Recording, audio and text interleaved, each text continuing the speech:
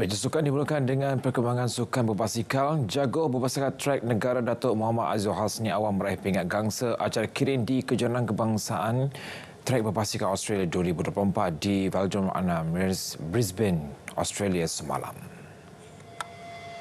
Kemenangan itu sekaligus menebus kekalahannya di suku akhir acara pecut lelaki. Pingat emas dimenangi pemenang pingat emas Sukan Commonwealth 2022 Matthew Richardson, manakala Matthew Glazer meraih pingat perak. Menerusi catatan di laman Instagram, Datuk Azizul Hasni meluahkan rasa syukur dan mengucapkan ribuan terima kasih kepada Australian Cycling kerana membenarkannya berlumba. Menurutnya, selepas kejohanan Piala Negara-Negara Kesatuan Berbasikal Antarabangsa UCI, beliau telah dinasihatkan oleh doktor untuk berehat selama 3 minggu berikutan masalah perikarditis yang dialaminya. Bagaimanapun, beliau berharap seluruh rakyat Malaysia dapat mendoakan tahap kesihatannya untuk bersaing di Olimpik Paris sekaligus berjaya meraih pingat emas untuk negara. Harapan untuk melihat wakil tunggal negara Ong Ye Sing dan Teo Yi mara ke final terbuka Jerman tidak kesampaian apabila tewas kepada lawan dari China He Jinping dan Reng Xiangyu semalam.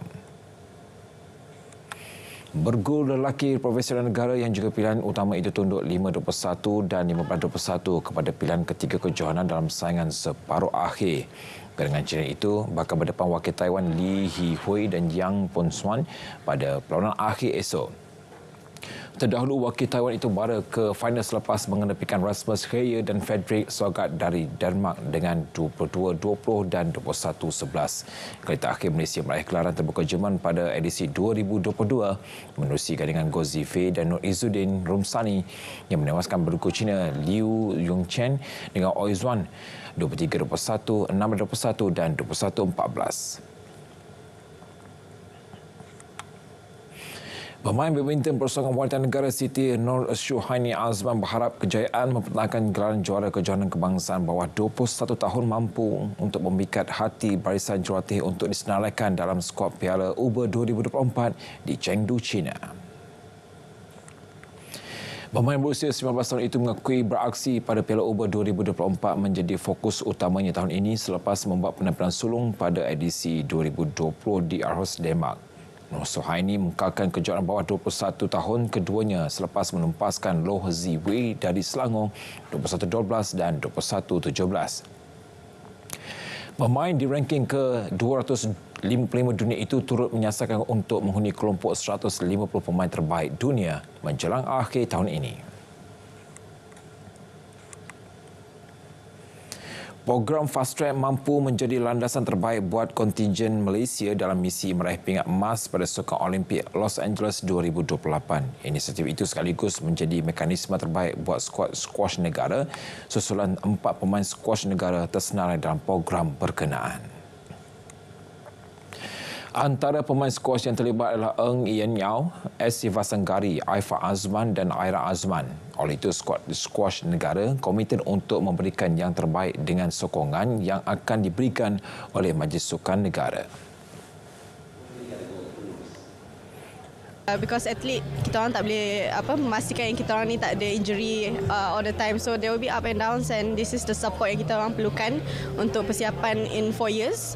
So untuk nak cakap awal tu tak actually, because this is yang kita kena build up towards that level lah from now. Sementara itu, pengarah kejuruteraan Persatuan Raket Squash Malaysia berkata para pemain harus bekerja keras dan berlatih bersungguh-sungguh bagi memastikan penampilan mereka di pentas Olimpik tidak dianggap sia-sia. If we want to get to LA 28 and win a medal, sekurang-kurangnya pemain kita mesti duduk di tanggal 10 ke atas. Pertama, in order to do that, you have to play PSA tournament and do well. To do well in PSA tournament, you have to train at that level.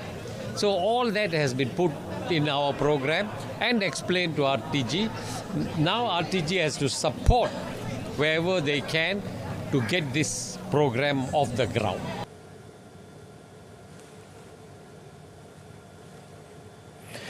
Kesatuan Rugby Malaysia KRM dalam perancangan untuk membawa skuad rugby 17 kebangsaan menjelajah New Zealand, Australia dan Fiji bagi persiapan menjelang Sukan SEA Thailand 2025. Setiausaha Agung Kehormat KRM Fahmi Jalil berkata, 3 negara berkenaan berada dalam radar badan induk sukan itu untuk memantapkan pasukan negara. Bagaimanapun, beliau memaklumkan rancangan itu tertakluk kepada keputusan Majlis Sukan Negara. So I think there's a chance. Tengoklah tahun ni macam mana coach Nick dan juga coach Faiz nak bawa tim tu. Hopefully akan membuahkan hasil yang positif sebab kita tak nak momentum kita peak. Always tournament semua kita kena bagi yang terbaik lah. Beliau menyatakan demikian kepada kejuaraan KL Tigers Rugby Antarabangsa 10-11 di Bukit Kiara. Tambah beliau, skuad rugby 7-11 sedang memberi tumpuan penuh kepada penyertaan siri rugby dunia 7-11 di Singapura pada Mei nanti. Pencapaian terbaik skuad 7-11 negara adalah dengan merangkum pingat emas pada Sukan SEA Kuala Lumpur 2017. Perkembangan Liga Futsal Perdana Malaysia MPFL 2024. Pasukan Selangor akhirnya meraih kemenangan pertama selepas menewaskan KL City 6-1 pada aksi ketiga Liga. Pada perlawanan itu, Selangor bermula garang dan membuka tirai jaringan seawal minit pertama permainan menerusi Syahir Iqbal Khan. Wellington Pereira berjaya menggandakan kelebihan buat The Red Giant 2 minit kemudian dan gol ketiga oleh Faris Johan. Wellington sekali lagi menjadi pemusnah dengan menjaringkan gol keempat buat Selangor pada minit ke-19. Bersambung babak kedua, KL City mula merapatkan jurang dengan gol pertama mereka oleh Navin Das pada minit ke-33. Namun gol tersebut ternyata tidak memberi makna buat KL City apabila Selangor kembali garang dengan 2 gol pantas oleh Khairul Afendi. Tamat perlawanan, Selangor 6, KL City 1. Keputusan ini menyaksikan kedudukan Selangor melonjak ke tangga kelima Liga, manakala KL City kekal di tangga tabah Liga tanpa sebarang mata setelah 3 perlawanan. Pada aksi seterusnya, Selangor akan berdepan Ujang Getih menentang naik juara MPFL musim lalu JDT pada 16 Mac ini. Dan KL City pula bakal melayani pasukan Sabah pada 17 Mac.